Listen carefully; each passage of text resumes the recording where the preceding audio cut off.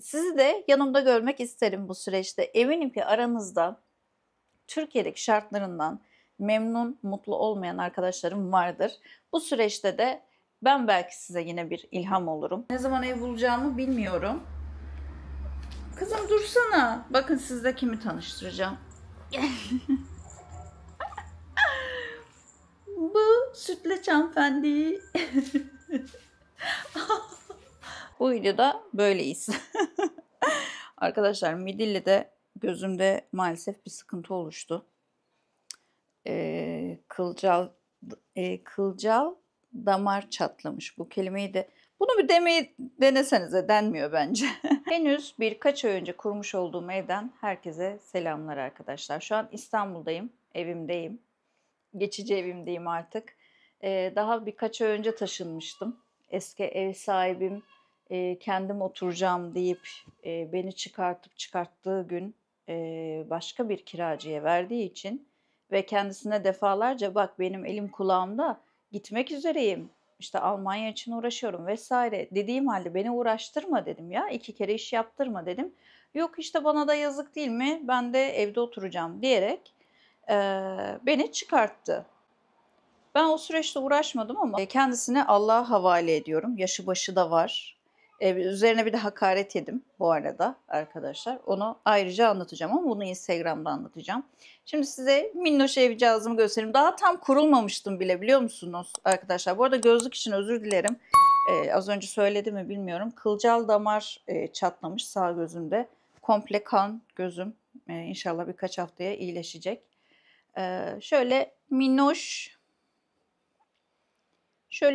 bir ev kurmuştum. Yani kırıyordum. Daha şuralara tablolar alacaktım. Şunlar boyanacaktı. Ondan sonracığıma.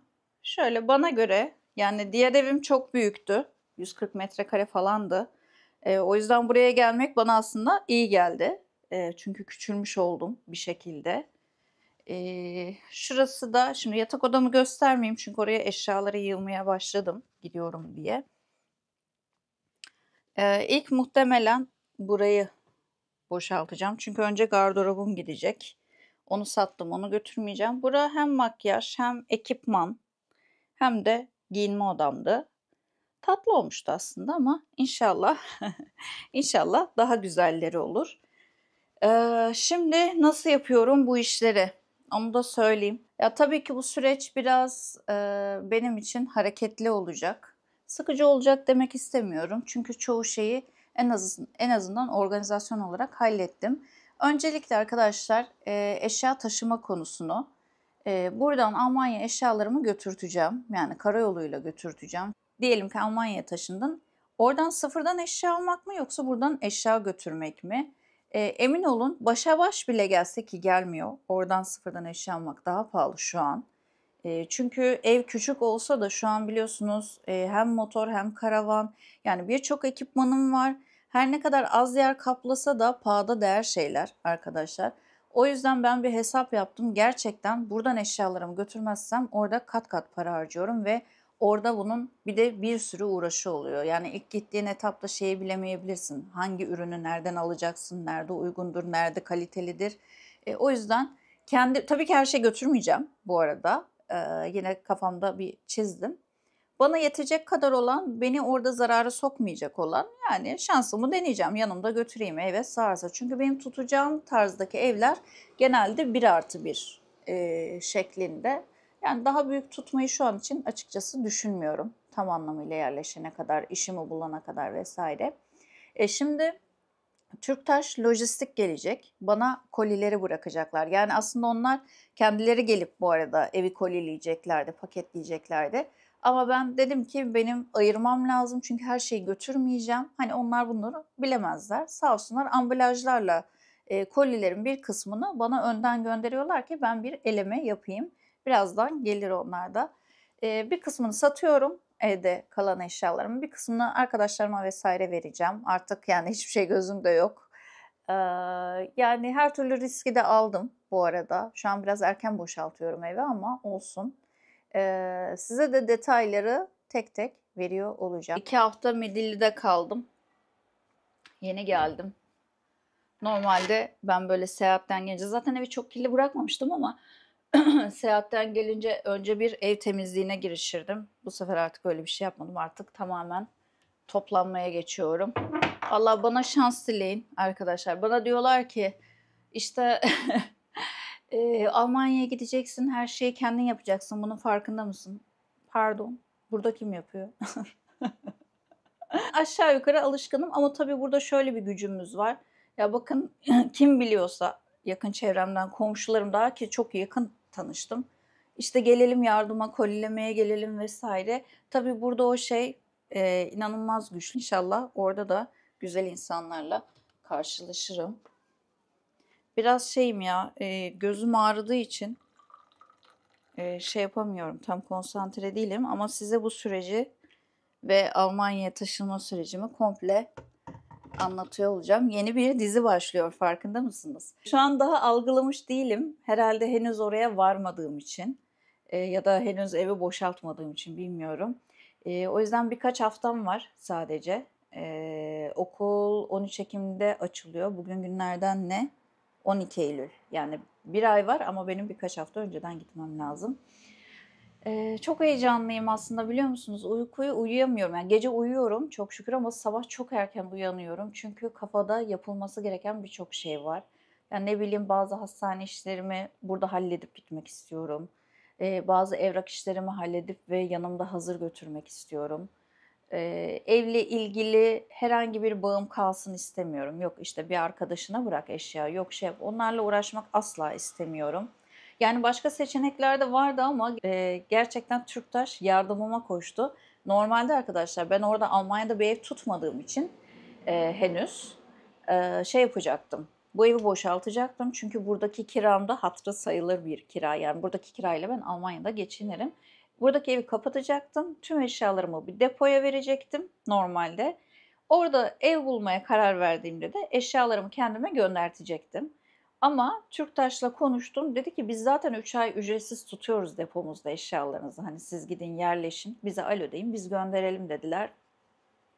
İnanılmaz güzel oldu. Ay böyle gözlükle konuşmak da hoş olmuyor ama beni affedin. Bu videoyu da bugün çekmek ve bugünkü heyecanım ve durgunluğumla çekmek istedim. Onlar da dediler ki paketlemeyi de biz yapacağız. Depoda da biz tutacağız, biz alacağız. Ve biz Almanya'ya geldiğimizde biz kuracağız eşyalarınızı dediler. Ve bu inanılmaz bir konfor bence. Yani dediğim gibi fiyat başa baş bile gelse arkadaşlar, burada götürdüğün eşyalar ve orada yeni alacakların, dediğim gibi onları kurmak için birini bulmak zorundasın eğer elin bir şey tutmuyorsa. Ya da işte onu getirmek için henüz araç almadıysan, atıyorum IKEA'dan dolap aldın.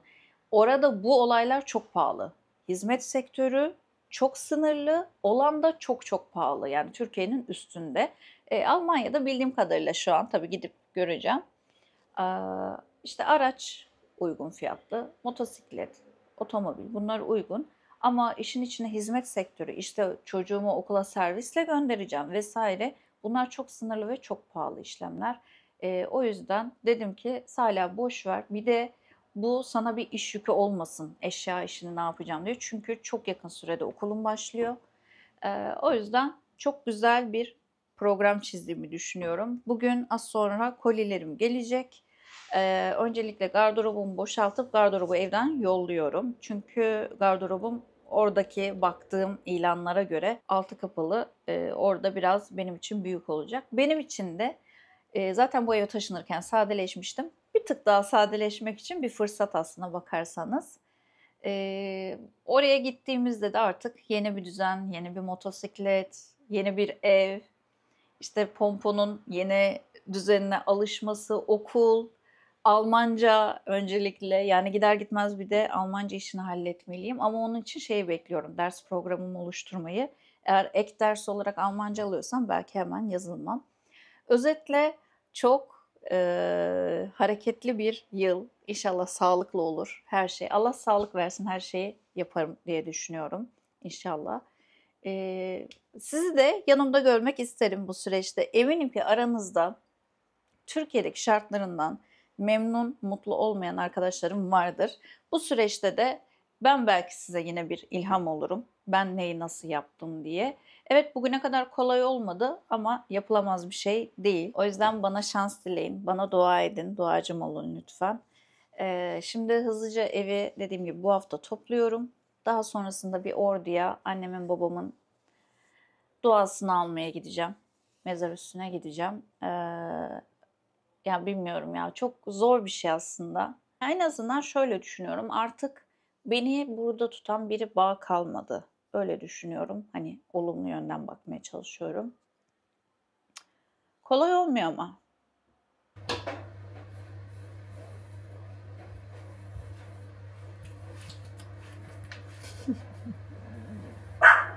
Kızım.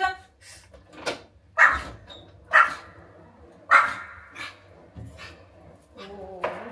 Gel buraya, dışarı çıkma. Gel gel gel. Merhaba. Merhabalar. Hoş geldiniz. Teşekkürler. Şöyle. Teşekkürler. Kompa buraya gelir misin? Tatlı bir şey ya.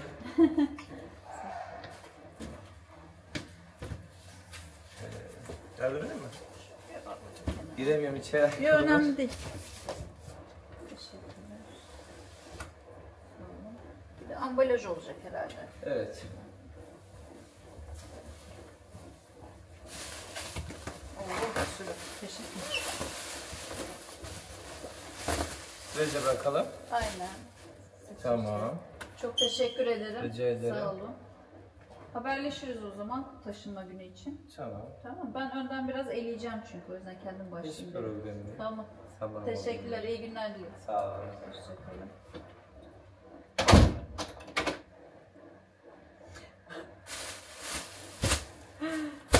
Ve başlıyoruz. Şimdi hatta Türktaş'a geldim arkadaşlar. Sizle Seden Hanım'ı tanıştırayım. Bu ne güzel sürpriz. Hoş geldiniz. Hoş bulduk. Nasılsınız? İyiyim. Siz nasılsınız? Teşekkürler, ben de iyiyim. Arkadaşlar şimdi biliyorsunuz evdeki tüm eşyalarımı taşıtıyorum. Türktaş'ı tercih ettim bu konuda da. Seden Hanım çünkü bana çok fazla güven verdi bu konuda. Şimdi istiyorum ki siz ilk ağızdan dinleyin. Çünkü çok fazla merak edilen bir konu. Böyle Avrupa'ya taşınacağınız zaman eşyalar götürülmeli mi, geri mi kalmalı? O yüzden Seden Hanım'a soralım. Bundan önceki müşteriler neden sizi tercih etti? Daha kolay bir yöntem mi vesaire? Ben çünkü ilk defa yapıyor olacağım. Evet. Öncelikle tekrar hoş geldiniz. Şöyle ki takdir edersiniz ki yurt dışına taşınan müşteriler kendi çaplarında bir bilinmeze gider gibi bir duygu durumu yaşayabiliyorlar. Ve dolayısıyla bilmedikleri de bir ülke olduğu için hemen kiralık ev de bulamıyorlar. Yani ülkelerin yapısı nedeniyle, bu sektördeki yapısı Özellikle nedeniyle. Almanya'da çok zor şu Evet. an. Örneğin müşteri geliyor bize, müşterimiz. Ben diyor eşyamı göndereceğim ama diyor birkaç ay süreye ihtiyacım var. Önce bir Airbnb evinde kalacağım orada diyor. Daha sonra eşyalarımı isteyeceğim sizden diyor. Bu şekilde 3 aya kadar, 3-4 aya kadar ücretsiz depolama hizmeti sağlıyoruz müşterilerimize. Bu da onlar için çok büyük bir avantaj oluyor tabii ki. Evet. Burada lafınızı balla bölüyorum. Arkadaşlar zaten burayı tercih etme sebeplerimden biri de bu. Ben Seden Hanım'a ulaşmadan önce İstanbul'da depo bakıyordum eşyalarımı bırakmak için. Çünkü henüz Almanya'da bir ev bulmadım. Biliyorsunuz ki karavanla gidiyorum şu an. İşte önce depo bulurum, orada eşyalarım işte ev bulana kadar kalır. Sonra bir taşıma şirketi bulurum diye düşünüyordum. Ki Seden Hanım zaten bu hizmeti biz 3 ay ücretsiz sağlıyoruz dediler. Evet. İnanın bu yani yerde ararken gökte buldum gerçekten. Evet. O yüzden çok iyi düşünülmüş bir olay. Çünkü yurt dışına çıktığınızda özellikle Almanya'da ev bulma gerçekten çok sıkıntı. Çok sıkıntılı ve ben hala arıyorum, bir aydır bu arada. O yüzden gideceğim rahat rahat. Orayı göreceğim. Artık 3 ay 4 ay sonra tabii prosedür değişiyor diye düşünüyorum. Bir yıllık olduğunda değil mi farklı Onu da oluyor. şöyle açıklayayım. Şöyle ki müşterimiz, örnek veriyorum, orada gitti bir ev buldu fakat buradaki eşyalarına uygun bir ev değil. Yeterli bir ev değil. Onun için de ekstra bir depolama hizmetimiz de var ayrıca. Süper. Hücre şeklinde odalarda kilitli, anahtarlı, güvenlikli, 7/24 korumalı. Burası korunaklı bir bina zaten, sigortalı. Eşyaların bana çok fazla, bir kısmını kalıcı olarak depolamak istiyorum dediği vakit onları kalıcı hücre depoları alıyoruz. Süper. Öyle bir hizmetimiz de var. Ama o zaman tabii bir ücrete tabi Ücret oluyor. mukabile. Tabii odanın metreküpüne Metreküpe. bağlı olarak. Hı hı. Evet, aynen bu şekilde. Onun haricinde müşterimiz eşyasını bırakıyor. Ben diyor 3 ay süre istiyorum. Bazen 1 ay sonra ev bulduğu oluyor. Biz ona göre çıkartıyoruz eşya. Yani takribi yol süresini 2-3 hafta arası öngörebiliyoruz. Gümrükteki yoğunluk belli olmuyor. Mücbir sebepler oluşabiliyor. Tabii. Yani her zaman 3-4 haftaya kadar bazen süre isteyebiliyoruz müşteriden. Buna göre müşteriyle senkronize olarak ilerliyoruz teslimat konusunda. İşte bazı evraklar istiyoruz, oturum vesaire. Oradaki oturumu, Türkiye'de E-Devlet'ten bazı evraklar istiyoruz ama biz müşteriyi sürekli her zaman asiste ediyoruz. Her zaman destekliyoruz. Yormadan müşterilerimizi yeni evlerine kavuşturuyoruz. Teşekkürler. İnanın benim de işimi çok kolaylaştıracaksınız bu konuda. Normalde arkadaşlar taşıma şirketleri biliyorsunuz geliyorlar, kendileri koliliyorlar. Her Evet. türlü şeyi yapıyorlar ama ben şimdi biliyorsunuz motor ekipmanı, kamp ekipmanı çok fazla ıvır zıvır tabiri caizse Evet. olduğu için ben onlara ayırmak istedim. Sağ olsunlar önden bana kolileri ve bazı işte pat pat vesaire bunları yolladılar. Ama yarın geri kalanları size Evet. bıraktım. Yarın arkadaşlar evinize gelecekler. Eşyanın neviine göre ve ihtiyacına göre paketleme yapacaklar. Pat pat naylonun işte kaç mikron kalınlığında olacağı, köşe bant gerekip gerekmeyeceği, çamaşır makinesinin sabitleyicilerin takılması, eşyanın türüne göre paketleme yapıyorlar. Daha sonra o eşyaları paketleyip bize envanter listesiyle beraber getiriyorlar. Biz aşağıda onları sayımını yapıyoruz. Eşya listelerini gümrüğe sunmak üzere liste haline getiriyoruz eşyalarını. Kırılacak eşyaları özellikle etiketliyoruz. Kırılabilir diye özel ihtimam gösteriyoruz. Burada nasıl demonte ettiysek Avrupa'da da varış adresinde kurulumunu gerçekleştiriyoruz eşyaların. Dolaplara kadar her şeyi, sadece dolap içlerini pek yerleştirmiyoruz. Yani bu arada yine bölüyorum. Aslında size başta bahsetmiştim herhalde ilk gün. Şöyle arkadaşlar, Almanya'da özellikle orada yaşayan arkadaşlarımdan duyduğum kadarıyla hizmet sektörü bayağı kötü Evet. ve çok pahalı. Var Evet. olan da çok pahalı. Yani sizin oradan yeni bir dolap alıp eve getirtmeniz, bir kere bunu kendiniz yapacaksınız Çok diye daha biliyorum. külfetli oluyor. Evet, çok maliyetli oluyor. O yüzden gerçekten oturup, ki ben bundan geçmiş biri olarak arkadaşlarım da aynı şekilde geçti. Eşya taşıtmak bence orada sıfırdan almaktan her bakımdan çok daha uyguna geliyor. Özellikle ilk 1-2 yıl hani yerleşene Tabii. kadar, yeni kültüre alışana kadar. Çünkü orada yatağı belki başka bir firmadan alacaksın. Bulaşık makinesini başka yerden. Nereye gideceğini bilmiyorsun vesaire. O yüzden şu an gerçekten şu eşya taşıma, inanın ben daha 5 ay önce taşındım bu evime. Evet. O zaman daha dertliydim. Hani sizle konuştuktan sonra ben kafadan artık şeye atmış oldum. Hani taşınma stresini atmış oldum. Tabii yine bir göçün verdiği bir şey var üzerimde ama en azından eşyalarımı düşünmeyeceğim. Dünyanın bu en cesur süreçte. insanları diyorum ben. Valizini toplayıp başka Evet, bir ülkeye kesinlikle. gidenler için. Öyle artık devamını zaten size çekiyor olurum arkadaşlar. Bir de sizle, daha doğrusu arkadaşlarınıza bir ay sonra inşallah ev bulmuş olurum. Tabii, Orada tabii. yine Tabii çekiyor ki, oluruz o tabii süreci ki. de. O yüzden Tabii ki. takipte kalın. Şurada da arkadaşlar Türktaş'ın sunduğu hizmetler var. Hatta sizle şimdi Yılmaz Bey'i de tanıştırayım. Kendisi şirket sahibi. Yılmaz Bey merhaba. Merhabalar, hoş geldiniz. Hoş bulduk. Nasılsınız? İyiyim, sağ olun siz. Ben de iyiyim, teşekkürler. Biraz dedim ki firmayı gezelim. Aşağıda arkadaşlar az sonra Seden Hanım'la ineceğiz. Hangi araçlarla taşıdıklarını göstereceğiz size. Yılmaz Bey, firmayı tanıtmak istersek Türktaş kaç yıldır, Türktaş kaç yıldır faaliyette, hangi tür hizmetleriniz var? Biz zaten Seden Hanım'la birçok şeyin üstünden Tabii, geçtik. yaklaşık 30 yıldır uluslararası ve iç nakliye ile ilgili taşıma hizmeti sunuyoruz. Yaptığımız hizmetlerle başlı arasında uluslararası ev, ofis taşımacılığı, deniz yolu taşımacılığı, işte hava kargo, sigortalı taşımacılık, dış ticaret ve depolama hizmetimiz. Bir de gümrükleme hizmeti sağlıyoruz. Özellikle gümrükleme hizmeti zati eşyada çok sorun teşkil eden bir hizmet olduğu için müşterilerimiz bu konuda tam bilgi sahibi değiller. Biz sadece aracının satışı yaptığı gibi bir vekaleti bize verdiği sürece tüm gümrük süreçlerini biz yönetiyoruz. Örneğin Türkiye'den Almanya'ya veya Türkiye'den Amerika'ya hem ihracatta hem ithalatta gümrükleme süreçlerini hepsini biz yönetiyoruz. Müşterimiz hiçbir şekilde bir şeye karışmıyor. Ta ki eşyası evinden alıp evine kadar taşımasını gerçekleştiriyor. Salih Hanım, bizi tercih ettiğiniz için şimdi İstanbul Çekmeköy lokasyonunuzdan alacağız.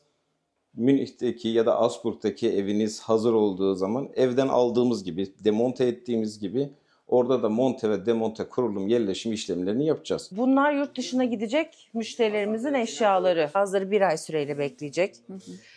Bazılarının bir kısmı yukarıda kalıcı depolandı, bazıları gidecek. Bunlar çok yüklemeye çok yakın bir dönemde olduğumuz için biraz yığılma var şu anda. Artık binalara da sığmıyoruz yani yok. Talep çok. Evet, evet. Şurada da bir yükleme mi var? Biri mi Evet, geldi? şu anda bir yükleme yapılıyor. Bu gelen bir yük, pardon, özür dilerim. Bu nereden gelmişti? İzmir'den. İzmir'den gelen bir müşterimiz. Bu da Almanya'ya gidecek. Bunun beklemesi yok. Bunu hemen çıkartacağız. Direkt yola çıkacak. Evet, doğrudan yola çıkacak. Süper. Yarın da bana sanırım böyle bir araç gelir yine. Evet. Ve büyük gün ve inanılmaz yorgunluk. Arkadaşlar bugün taşınıyorum. Daha doğrusu evi boşaltıyorum bugün. İstanbul'daki evi. Yani ben aslına bakarsanız bayağı yaptım. Şöyle koli falan kendim ayırdım. Şimdi Türktaş gelecek. Onlara geri kalanları bıraktım. Çünkü ben şu kadar yapabildim. Yani aslında bunu da yapmama gerek yoktu da. Popon Hanım nerede? Popon da şurada bir yerde yatıyordu ama. Hayır, yorucu olan ben karavanla gideceğim arkadaşlar. Karavanı götüreceğim yani Almanya'ya. Dolayısıyla bir de orada ne zaman ev bulacağımı bilmiyorum. Kızım dursana. Bakın sizle kimi tanıştıracağım. Bu sütlaç hanımefendi. Isırarak da sevme. Ev bulana kadar karavanda kalmayı planlıyorum. Dolayısıyla ne kadar kalacağımı bilmediğim için bir de karavanı ekstra yüklemem gerekti. Çünkü orası şu an 6-7 derece falanmış. Bir de kışlıklar yer kaplıyor. Özetle 2 tane ev hazırlamış gibi oldum. Aşırı yorgunum. İnşallah bugün bu ev çıktıktan sonra zaten İstanbul'da bir günüm kalıyor. Onda da artık bu abonelikler vesaire onları kapattıracağım. Hatlar vesaire. Valla çok güzel, çok heyecanlı. Biliyorum yorucu olacak. İnşallah olmaz daha fazla. Ama güzel, heyecanlıyım. İnanın burada işleri halletmekten henüz sürecin yoğunluğuna gelemedim bile. Bu taşınma işi gerçekten beni çok yoruyor.